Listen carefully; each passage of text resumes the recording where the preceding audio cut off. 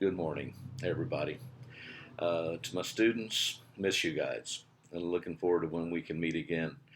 And to my friends, miss you guys too.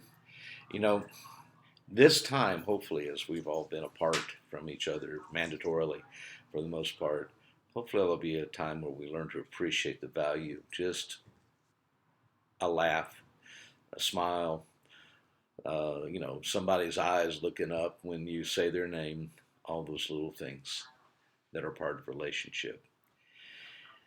I was walking my dog this morning and got to thinking about how many people are not on the roads this morning where I live going to church.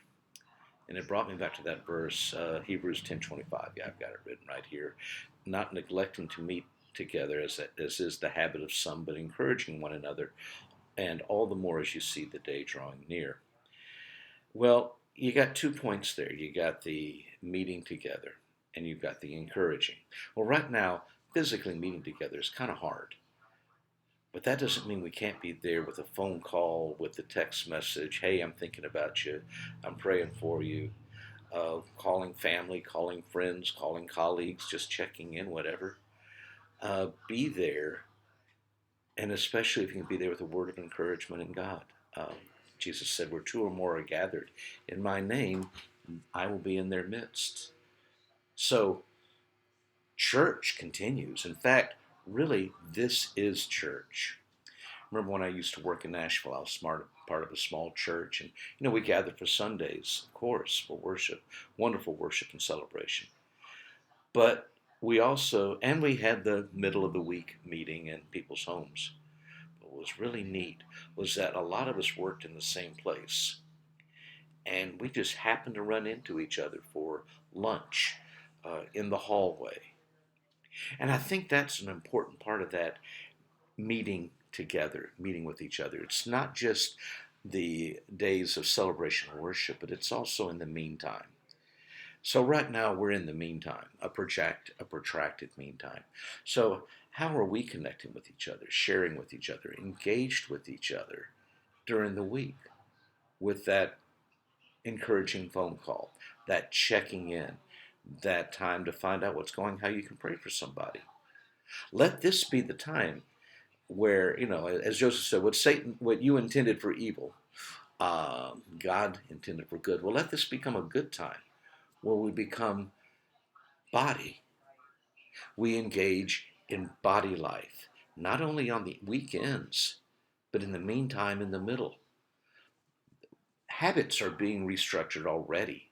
People are adjusting how they wash their hands, how they travel, how close they stand to each other.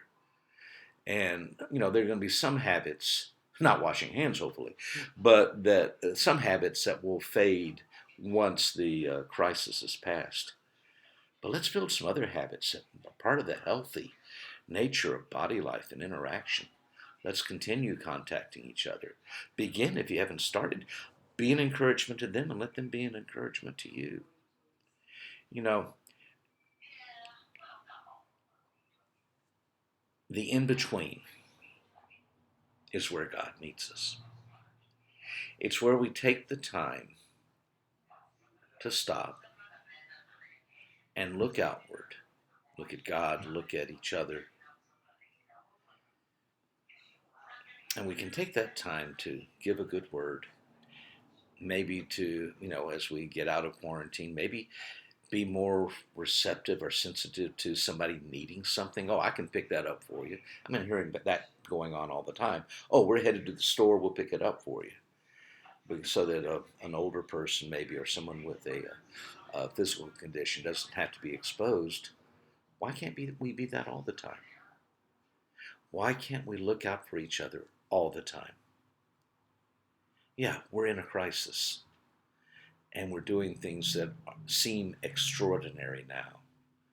Oh, I pray that the church will turn that into the ordinary as we move out of this.